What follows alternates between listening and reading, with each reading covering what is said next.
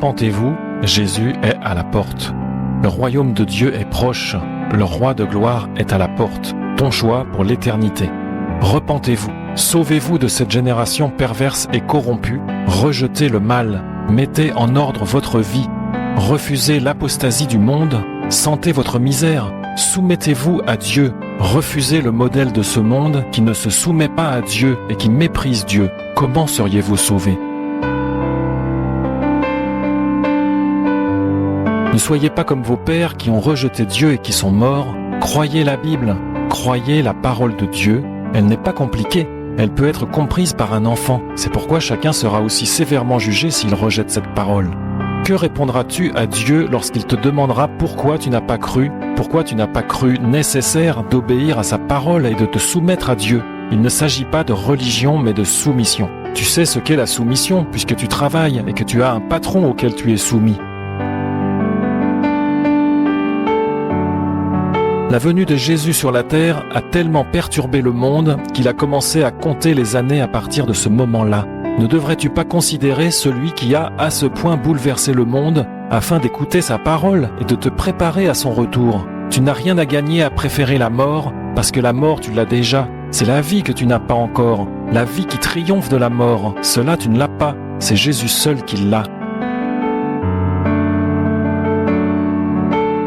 Seuls ceux qui auront tout sacrifié pour moi seront avec moi, dit Dieu. C'est pourquoi la porte du ciel est étroite et non pas large. C'est la porte de l'enfer qui est large, la porte de la tolérance, la porte où tout est permis, où rien n'est grave, la porte du péché, la mort.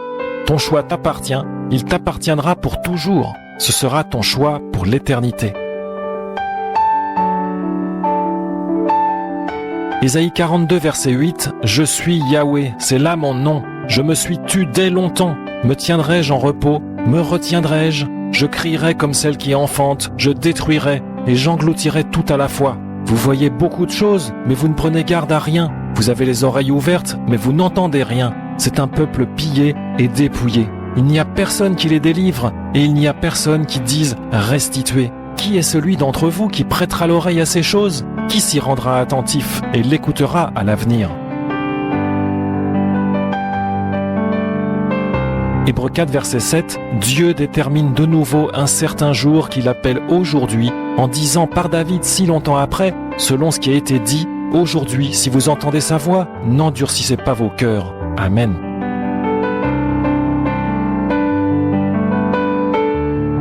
Repentez-vous, le royaume de Dieu est proche, le roi Jésus, le roi de gloire est à la porte, le roi de gloire est à la porte, le roi de gloire est à la porte. Sauvez-vous de cette génération perverse et corrompue.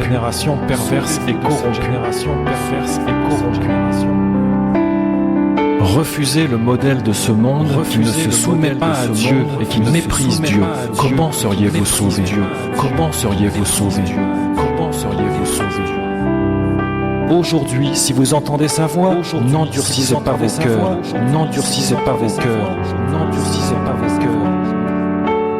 La mort, tu l'as déjà. C'est la vie que tu n'as pas encore. C'est la vie qui triomphe de la mort. La vie qui triomphe de la mort. La vie qui triomphe de la mort. Ne devrais-tu pas considérer celui qui a à ce point bouleversé le monde afin d'écouter sa parole et de te préparer à son retour, de te préparer à son retour, de te préparer à son retour. La vie qui triomphe de la mort, c'est Jésus seul qui l'a. C'est Jésus seul qui l'a. C'est Jésus seul qui l'a. Ton choix pour l'éternité. Seuls ceux qui auront tout sacrifié pour moi seront avec moi, dit Dieu. Moi seront avec moi, dit Dieu. Moi seront avec moi, dit Dieu.